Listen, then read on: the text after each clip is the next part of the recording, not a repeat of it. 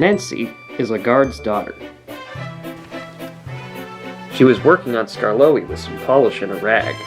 "Wake up, lazy bones," she said severely. "Your brass is filthy. Aren't you ashamed?" "No," said Skarloey sleepily. "You're just an old fusspot. Go away." She tickled his nose. "Rheneas comes home tomorrow. Don't you want to look your best?" Skarloey woke suddenly. "What? Tomorrow?" "Yes, Daddy told me. I'm going now." "Nancy, stop! Do I really look nice? Please polish me again." "Now who's an old fusspot?" she laughed.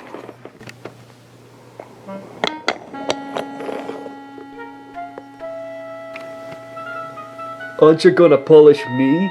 asked Duncan. "Sorry, not today. I'm helping the refreshment lady this afternoon. We must get the ices and things ready for the passengers on Skarloey's 2 o'clock train. Never mind, Duncan. I'll give you a good polish tomorrow." But Duncan did mind. "It isn't fair," he complained. "Peter Sam gets a special funnel, Sir Handel gets special wheels, passengers get ices, and I'm not even polished." This, of course, wasn't true, but Duncan liked having a grievance. He began to sulk. "Oh dear."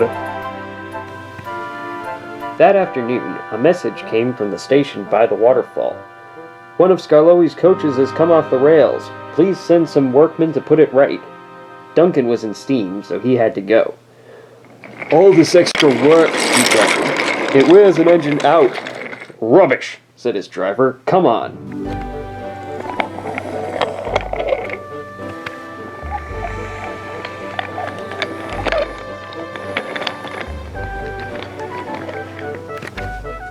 The derailed coach was in the middle of his train, so Skarloey had gone on to the top station with the front coaches. Duncan left the workmen and brought the passengers in the rear coaches home. He sulked all the way. Duncan made the journey very difficult. He was sulky and short of steam, so his driver waited a few minutes in the hopes of raising more, but Duncan wouldn't try. "We can't keep the passengers waiting any longer," his driver said at last. "You always think about the passengers," muttered Duncan, "and never about me. I'm never even polished. I'm overworked, and I won't stand it." He grumbled away, brooding over his wrongs. Duncan made heavy weather of their journey, but at last they reached the viaduct. The viaduct was long, high, and narrow. No one can walk on it when a train is there. "Come on, Duncan," said his driver. "One more effort and you'll have a rest and a drink at the station." "Keep your old station, I'm staying here," said Duncan rudely. And he did. He stopped his train on the viaduct, and nothing his driver or fireman could do would make him move another yard.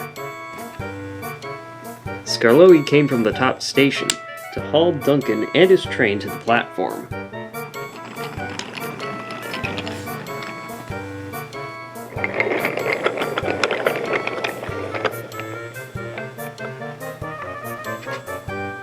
The passengers were very cross. They burst out of the train and told the driver, the fireman, and the guard what a bad railway it was. To make matters worse, Skarloey had to pull the train to the top station too. Duncan wouldn't even try.